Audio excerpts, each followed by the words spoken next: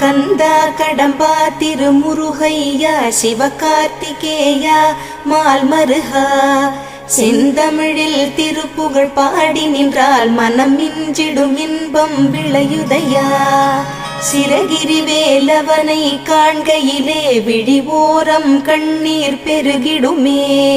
கந்த சஷ்டி கவச்சம் போதுவோர்க்கு கந்தன் கருணை என்றும் துணை வருமே. பங்குனி உத்திர நாளினிலே உனை நினைந்தே காவடி சுமந்து வந்தோம். புன்னகை புரியும் ஷண்முகனே உன் சன்னதி தேடி ஓடி வந்தோம். உன் பதம் பணிவது என் தவமே, என் மனதில் நிறைந்திடும் உன்முகமே. ஷண்முக பிரிய குஹ குரு சரவணனே வந்தே இன்னருளை தர வேண்டும்.